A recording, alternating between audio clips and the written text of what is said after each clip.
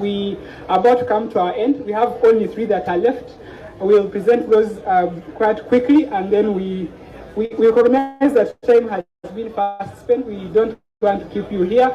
We have told you the new government, we want people to work, to use their talents, to develop our nation. So we want to give you also time, prepare yourselves for the new government. That said, I'm going to welcome our NEC member, Councillor Sasi Marvin, to talk about how we are going to position our country to the diaspora. He's also going to speak to how we are going to position our foreign policy outlook. Let me welcome Councillor Sasi Marvin to come and present in the next 5 minutes. Thank you.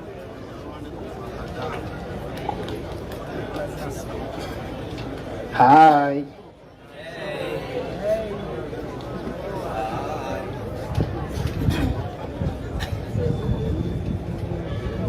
So I rarely speak in public. I am still trying to catch my breath. I hope you can bear with me. I'm happy to see you here.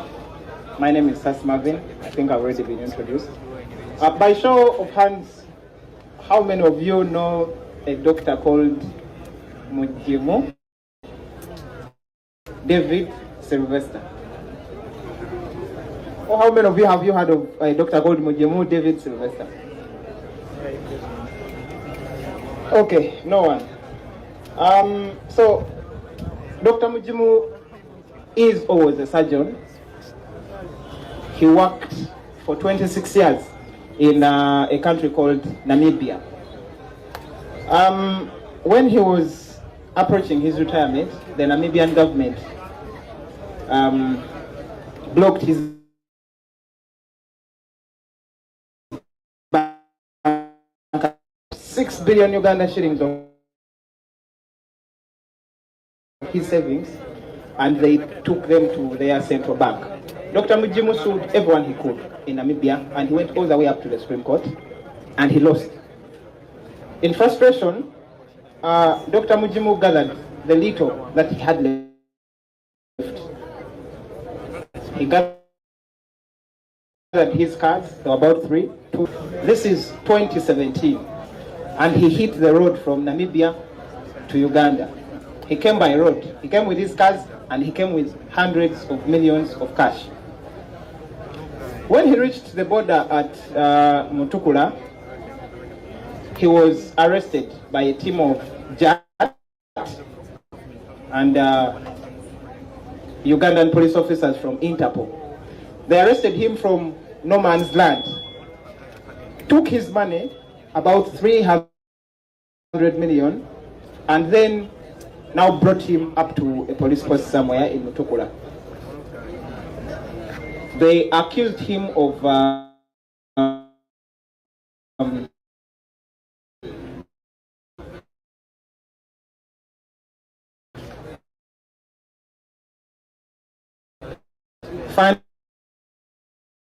funding rebels fighting the Ugandan government, and they set him free on police bond. But the real thing that they wanted, the reason why they arrested him was to take the money and the property. So in as much as they set him free, they held on to the cards, they had not taken the money. He went and complained to professional standards unit, and they were dismissed. Him so much. He became a drug addict. When I say drug, Tarika Hospital. But after some time, he escaped from the hospital and went back to his home in Wagao. So one random day in September 2018, Dr. Mujimu committed suicide.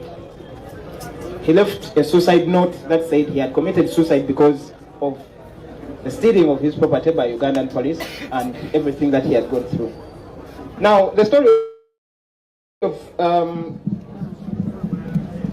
of Dr. Mujimu, I believe, is a story that many of our comrades in the diaspora find relatable. You, our comrades, are patriotic, you are hardworking, and you love your country. But you left Uganda because Uganda had stopped protecting and working for you.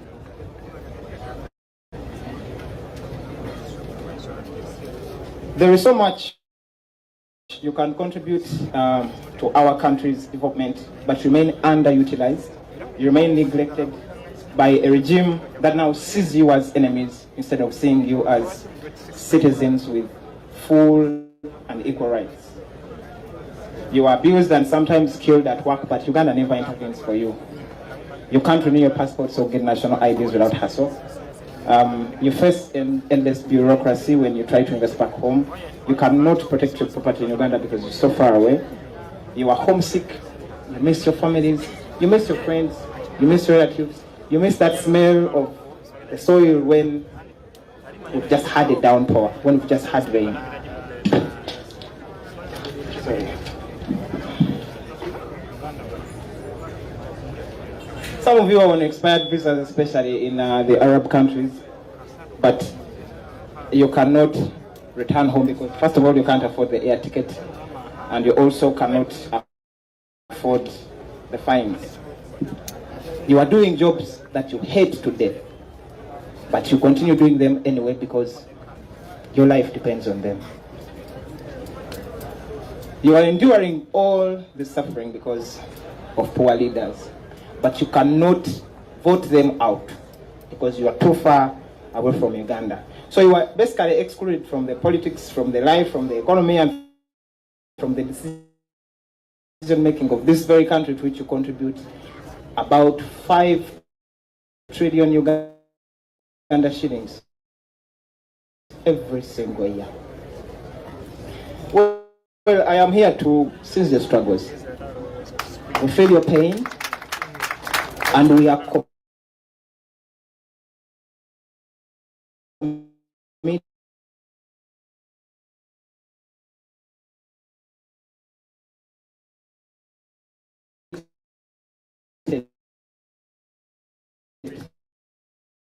to citizenship. Number 3, we shall grant automatic citizenship to any child under 18 years that's born to Ugandan parents in the diaspora. Our embassy and national IDs within 7 days of you applying for them.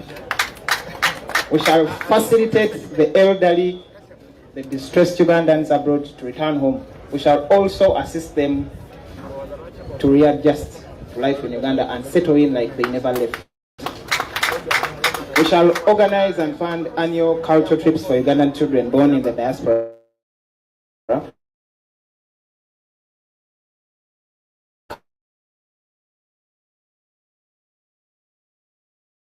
And willing, shall lend money to the government with the guarantee that you will get it back with the fat interest. We shall run a digital investment center through which you will be able to register businesses, buy property, make other investments in Uganda right from your mobile phone. We shall operate a secure and digital land registry system and amend our land laws to make sure that you can buy, sell, or enforce your rights in land without stepping in Uganda. As for our skilled professionals, we shall facilitate your temporary or permanent return home and reserve for you employment opportunities in our public service. For Ugandans suffering in Arab countries, we shall have free embassy services to fight in your corner. In other words,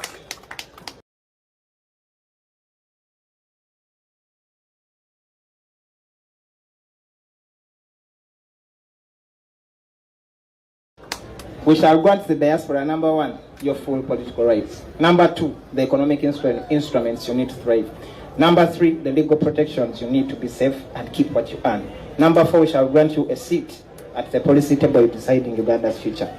I have read from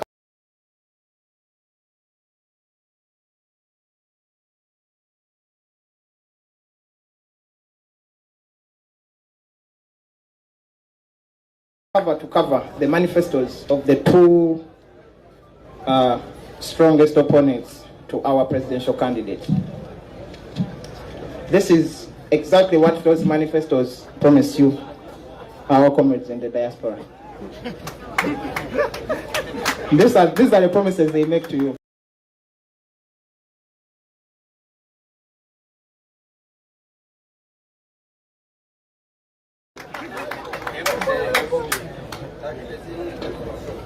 So to back up our plan for the diaspora, as part of our foreign policy, this is what we intend to do. Number one, we are going to withdraw all non-career diplomats from our embassies and replace them with competent professionals. Number two, we are going to renegotiate international agreements, prioritize the interests of Ugandans, while at the same time ensuring that these agreements still remain beneficial to our